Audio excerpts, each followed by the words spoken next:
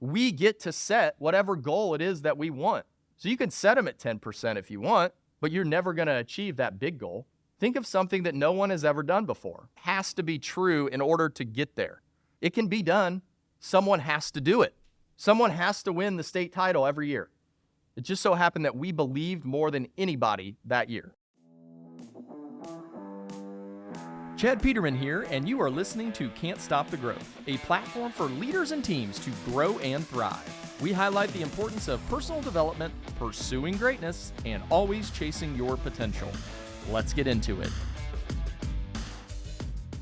The one thing that I want to talk about today is where is it that we're actually going to get our results?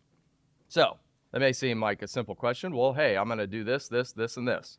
Or what most oftentimes happens is it's just going to be another busy year. When we think about just busyness in general, we all have the same amount of hours in the day. My parents used to have a quote like in the bathroom that I used to always read, and it talked about everybody has the same amount of hours, but yet all these amazing people have accomplished so much in the same amount of hours that everybody else has. Why is that? Well, the biggest reason that I can think is what they're focused on. So if you think about today, what are your goals and what are you focused on? And so what that takes us to is a principle that I'm sure most of you have heard. It's called Pareto's Principle, that 20% of our efforts will yield 80% of our results. So if it's only 20% of what we do is actually going to get the result, one, how do we find 20%? And then two, how do we act on it? What's that look like? And so I'm reading this book right now. It's called 10X is Better Than 2X. I was at a conference, 2 weeks ago, call it, 2 or 3 weeks ago. And the actual author of this book, Benjamin Hardy, was actually there speaking. So I got the book when I got home, started reading it, and it's like, oh my God, this is exactly what we need to be thinking about as we enter into a new year, a fresh start for everybody. And so understanding that we're all busy, but we have to identify what that 20% is. Now, the book goes on to say, which I was like, what I've been talking about, this is like part of the solution. And what it says is that in order to identify the 20% that you need to focus on, we have to set 10x goals. So let's explain here. So why does setting a very large goal help us identify the 20%? Well, when you think about it, if you identify what your really big goal is, well, then you have to change, right? Because you can't accomplish a really big goal unless you change. You can't get there. It won't work. Because what's the quote? What got you here won't get you there, right? So if we truly believe that, which I do, hope you do too, because I think it's true, what do we need to change? Because that big goal will make you have to change. Now, there's where the fear comes in. Like, I don't know if we can do this. That's not possible. No one's ever done that. Yeah, those are all natural emotions. That's how we're wired as humans, to stay safe, to stay secure. Find security and not move forward, which is fine. 99% of people will. And that's okay too.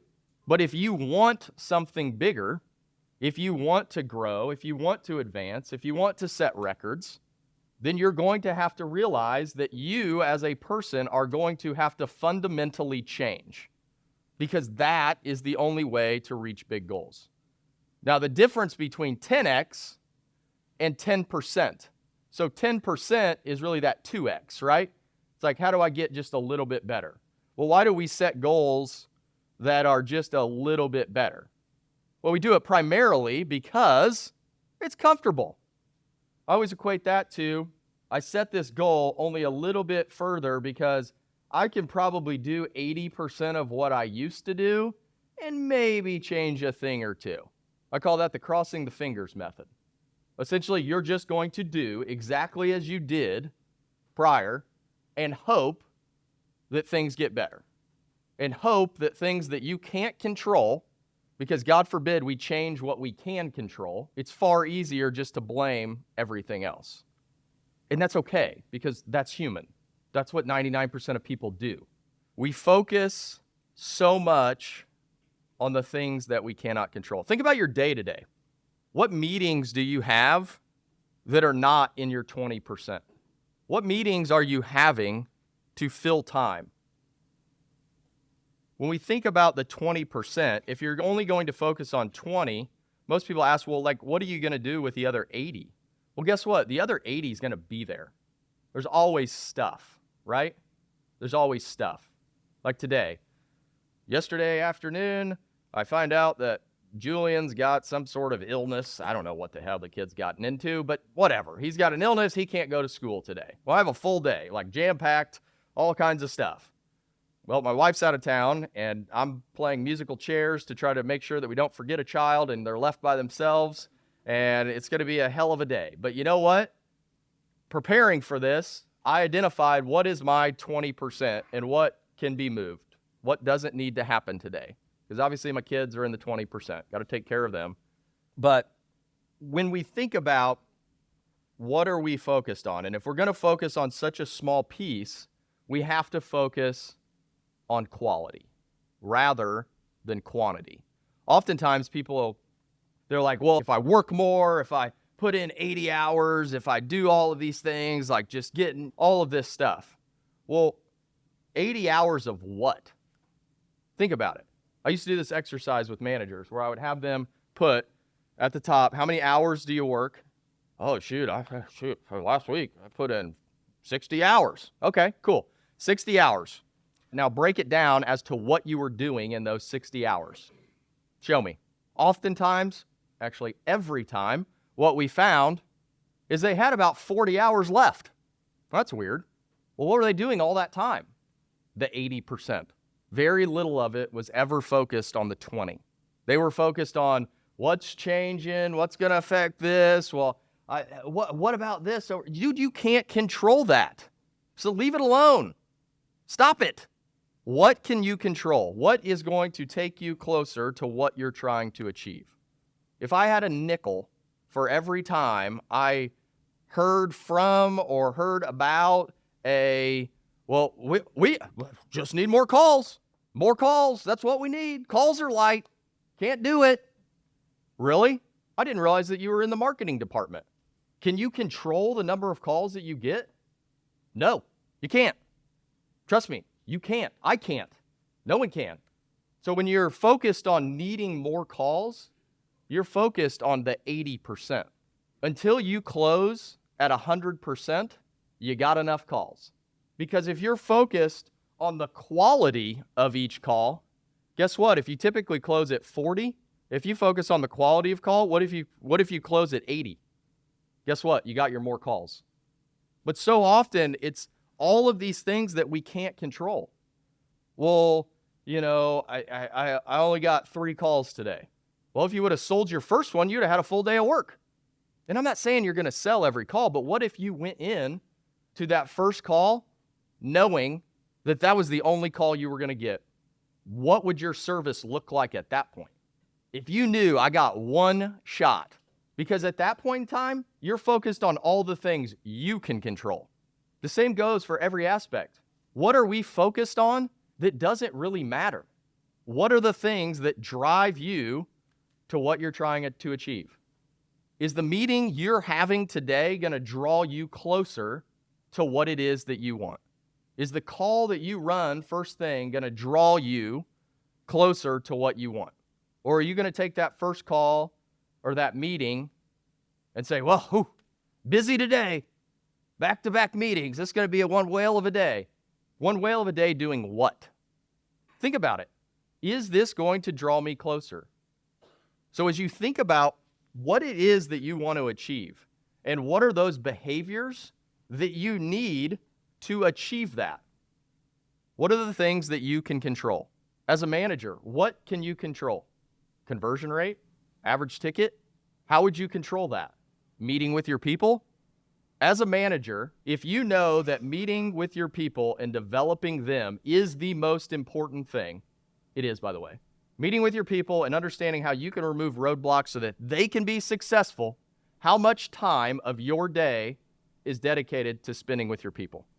How much time? It may not be enough. What is in your team's way? That is your job as a manager. If you're worried about 18 other things that aren't in your control, guess what? You're living in 80%. You're going to accomplish far less than someone focused on the real drivers of what moves the needle. If you meet for an hour today about something that is not going to drive you closer, where could you have spent that hour? How could you have made an impact?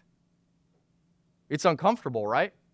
Because it's easy to fill our days with commitments that make it look like our calendar's super full, super busy. What are the things that are actually going to pull you closer to your goal? As a technician, what are the things that you need to focus on? Or are you just concerned about all the things you can't control? If that dispatcher gives me one more call, if I got to drive across the city, if I got to do this, if I got to do that, you are literally worried about everything you cannot control. So why are you getting so frustrated with things that you're never going to be able to control? Guess what? There will never be a day we let technicians dispatch themselves to calls. There won't. News to you guys, it's not going to happen. So if you know, I just told you that's not going to happen, why are you getting frustrated about things you can't control? What can you control? Well, you can control following the process to a T, improving on something that maybe didn't go so well yesterday on a call, connecting with the customer. What are all those things that you could take into your first call to impact your success? It's hard, right? Because you have to do something different than you did yesterday. You're creating your own frustration. So many people talk about change and, well, there's so many things happening and all of these things. It's like, here's the deal. If we weren't changing, and not every change is for the better, there's some that suck. I mean, shoot, I've screwed up way more than we've gotten right. But if we wouldn't have even ventured into looking at it, guess what? We'd still be doing the same shit that we were doing 10 years ago. What would you change if you needed to get 10 times better? That's a big goal, right? 10 times better. Think about the things that you would want to improve. How do I get 10 times better? And what have we talked about? A goal is not meant to be achieved, but to influence our actions. Well, a goal at 10% better, how is that going to influence your actions? It's not. You're going to literally do the same thing you did last year. And we've all been guilty of it, right? You get fearful of these big goals, these big things that you put out there in the world. Well, what if you put it out there in the world and you start working towards it? You start moving in that direction because you fundamentally change your behavior. And that's hard, right? It's like, well, I'm doing really good now. Yeah, absolutely. It's not like you're doing bad, but you literally have to exchange who you were yesterday for what the newer version looks like today. And that's hard to do. Most people, they want to be known for consistency and this is who I am. Well, what if you were a better that, right? What's that look like? What are the things that you want in life look like? My guess is you'll draw closer to those as opposed to setting a small goal that you know that you can achieve only to change your behavior maybe a little bit. So, what are the things we did yesterday that aren't going to pull us closer to where we want to be? Those are the things we need to change. Change is inevitable. Change is going to happen. We will always be changing. Always. People probably get mad at me because I'll change. Shit, that didn't work. We got to do something different. I thought you said that's the direction we were going. Well, it was until I realized that don't work. So let's do something different. I've gotten better, maybe a little bit. So we did this math problem yesterday. We looked at, from a sales perspective, what can we influence? What do we have control over? Well, we know, especially after this year, can't control lead volume. Won't work. Not in the marketing department. Marketing department does not need our advice.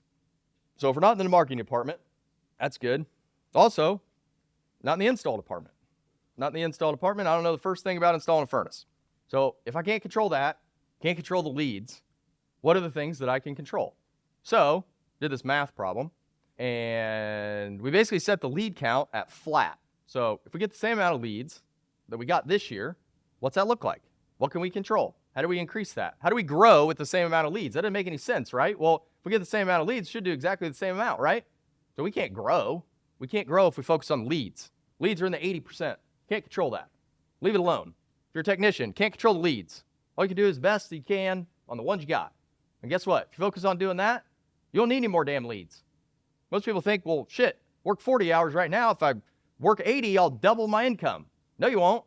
If you work smarter in those 40, if you work smarter in those 30, you're going to accomplish far more. Work smarter, not harder.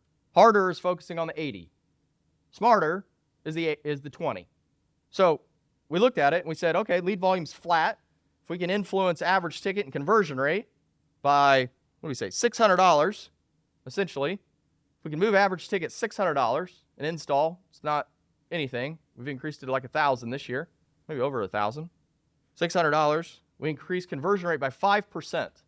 Think about that. You increase it by 5%. That's like maybe like a couple calls a week that you close that you didn't close before over the course of a year. It may even be less than that. I didn't go that deep in the math. I can't do that. But you increase it 5%, and you increase average ticket by $600. Guess what? We'll grow by 20% with the same amount of leads. That got me thinking, well, shit, I think average ticket and conversion rate is 20%. That makes sense because we can influence those things. So what are the behaviors that we need to influence those things? Well, probably need to engage with the training department. Get some training. Probably need to meet with our guys regularly. Probably need to be out finding out what our bottom performers are doing or not doing, what our top performers are doing. And that's not just in sales, that's across the company. It doesn't matter what department you're in. We just happened to do the math in sales and it made sense, right? So what are those behaviors? What are those leading indicators that you can focus on that are ultimately going to determine your success? Or are you just going to walk into every call with your fingers crossed? Take time. Take time with the customer. Take time with your people. It's quality, not quantity. You don't need quantity. Quantity leads to a 80, 90-hour work week. That's how you're going to accomplish your goal. That's not sustainable.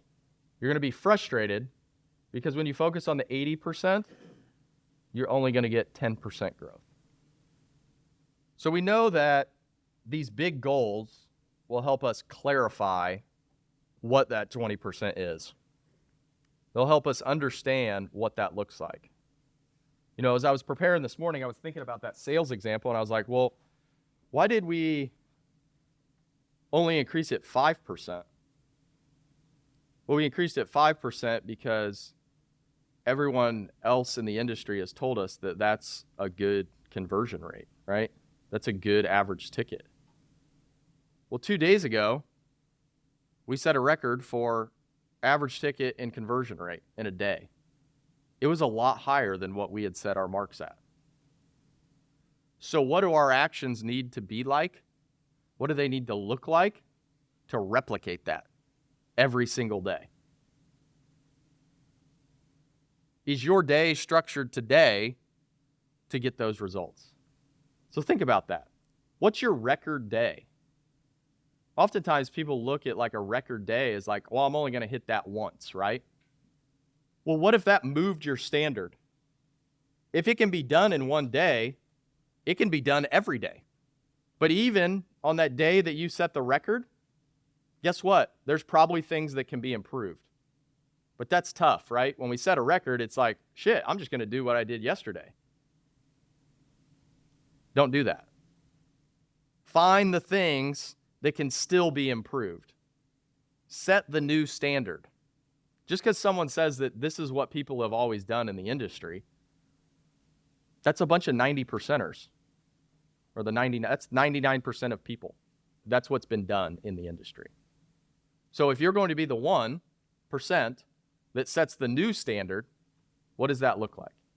Do you want that? You may not want that, and that's perfectly fine.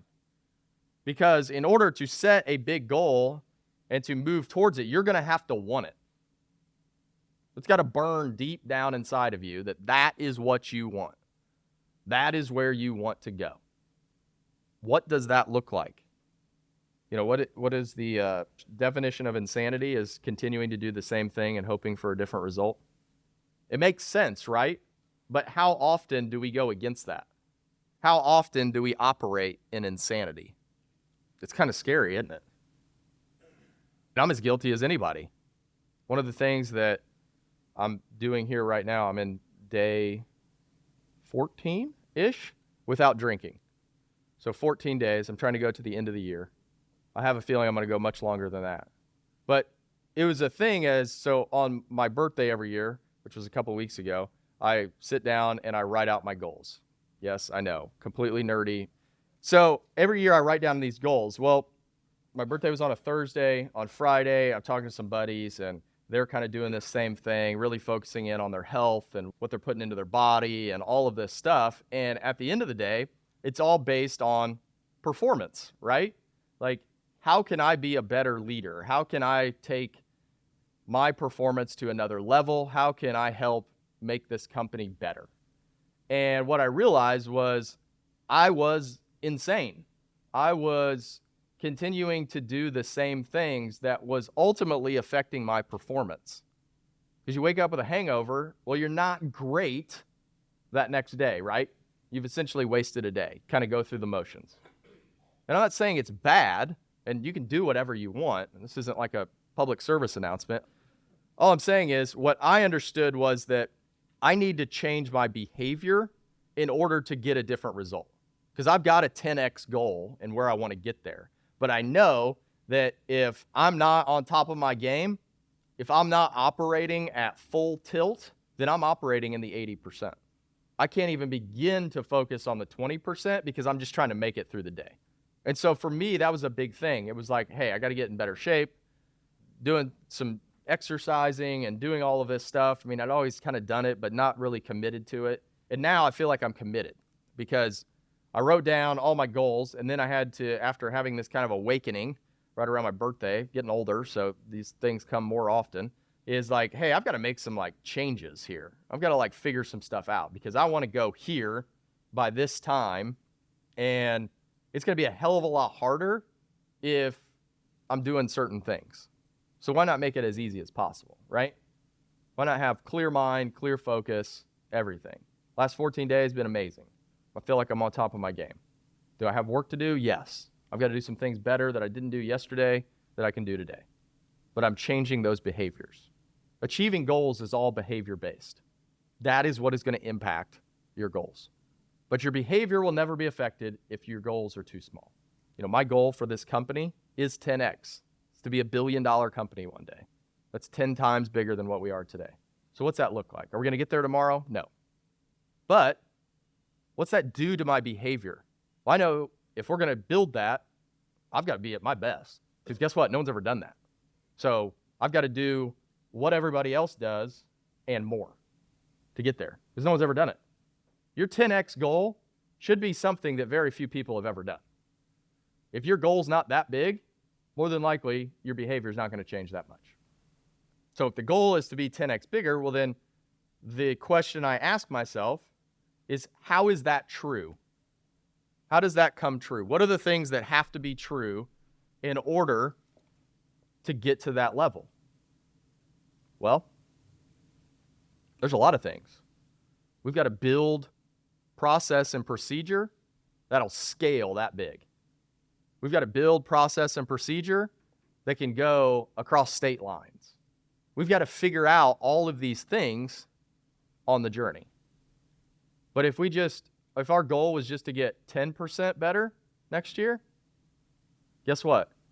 We're going to do the same shit we did this year, right? Because there'll be a summer next year.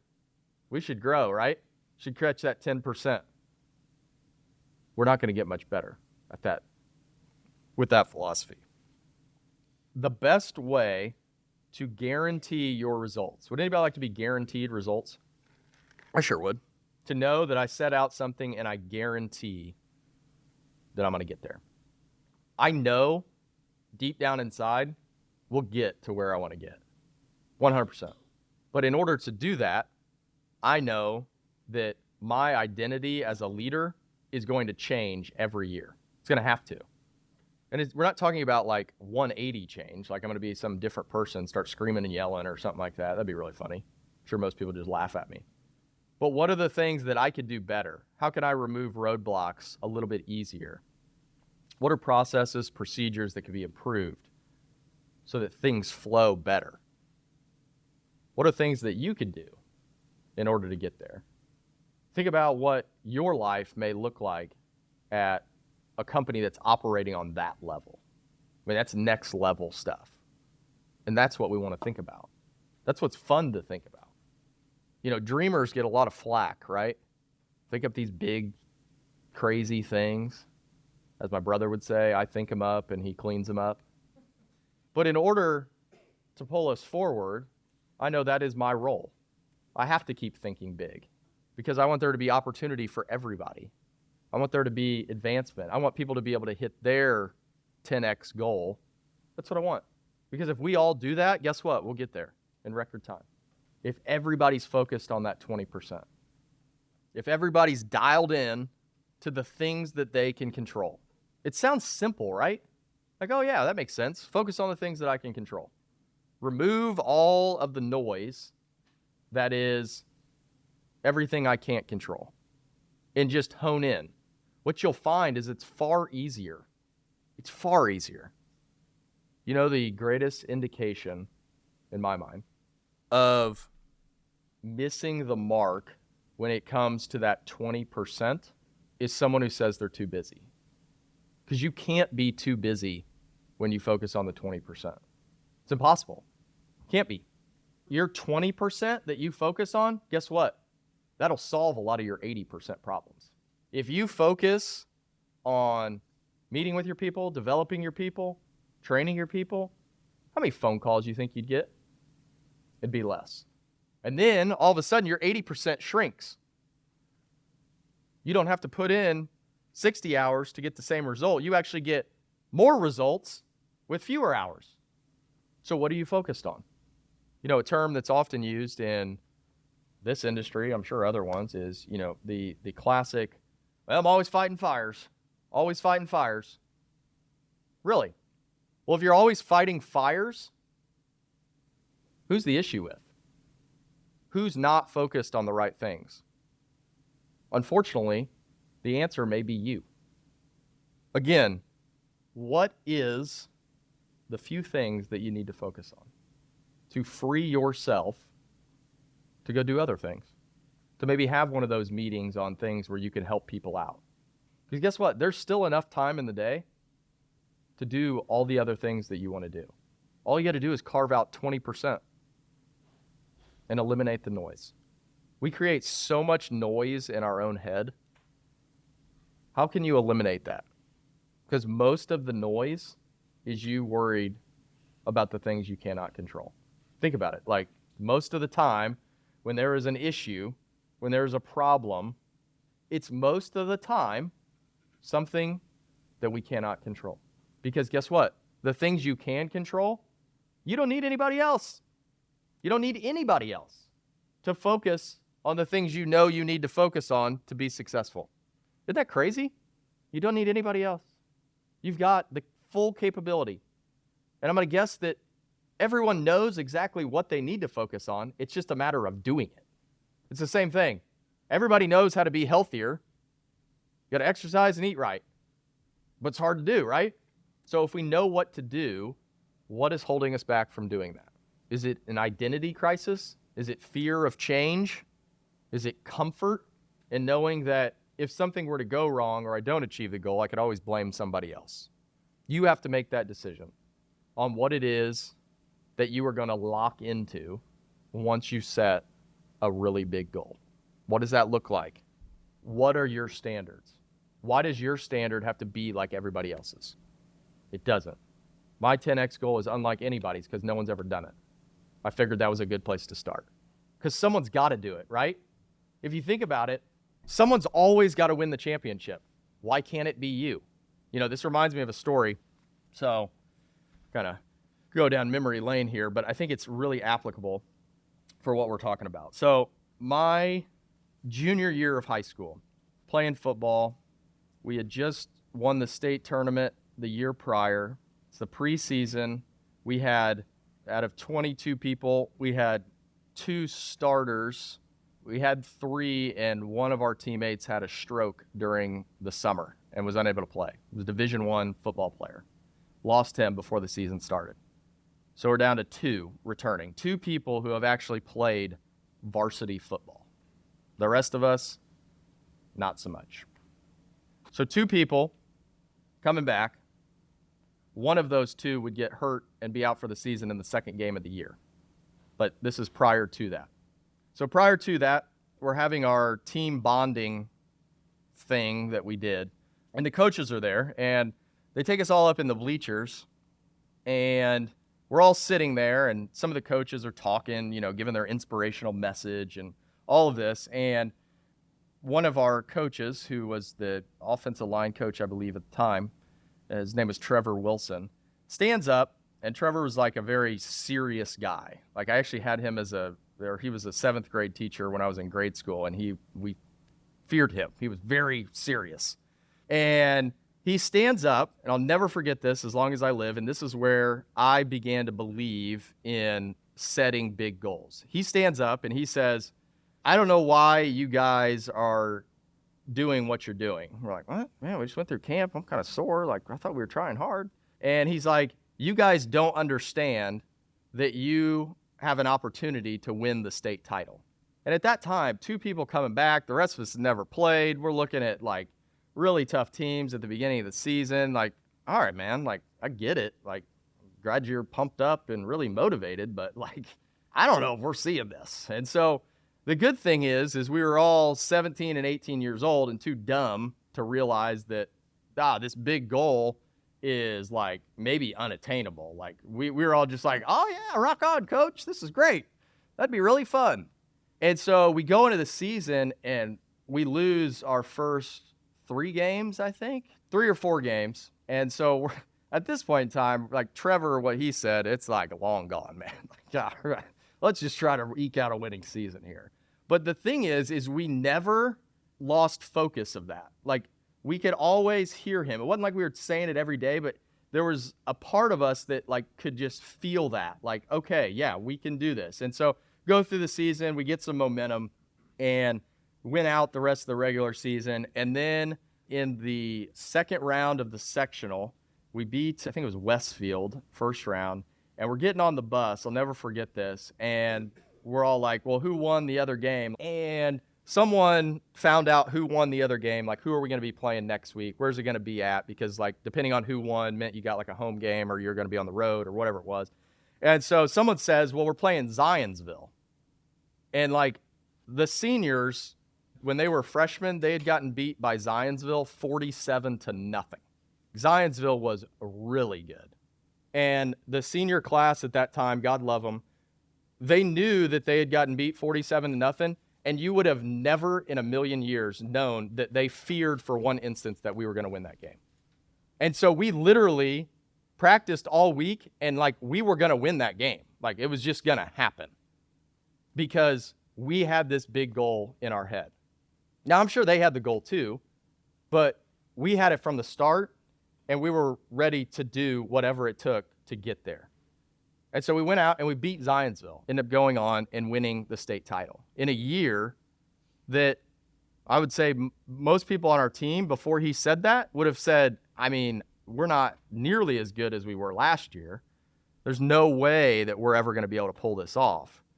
But it was someone dreaming big, someone setting that bar, setting that new standard.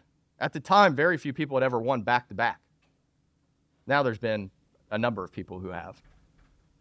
But he set that big goal, and that was planted in our minds as 17 and 18-year-old kids. And from that moment forward, through college, now, I don't set small goals because of that lesson at 17. Hell, I was probably 16 at the time. That still carries with me 21 years later because he was willing to go out and set that goal. And to me, that's our superpower. We get to set whatever goal it is that we want. So you can set them at 10% if you want, but you're never going to achieve that big goal. Think of something that no one has ever done before. What's that look like? What would I have to do? What has to be true in order to get there? It can be done. Someone has to do it.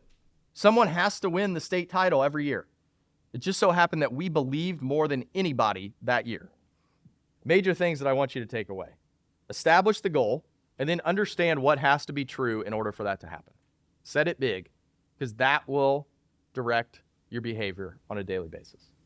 If you take today, while you're driving around or while you're in your office or whatever it may be, what is the big goal that no one has maybe ever achieved before? Set it, and then as we always talk about, work backwards. Any big goal is achieved one day at a time. So what do you need to do today to pull you closer? It's not what you did yesterday. Consistency is great. Be consistent with the few things that you need to focus on that you were focused on yesterday, but my guess is there's things that you weren't focused on that you can focus on today that are going to pull you even further tomorrow. It's one day at a time. It's 8 hours.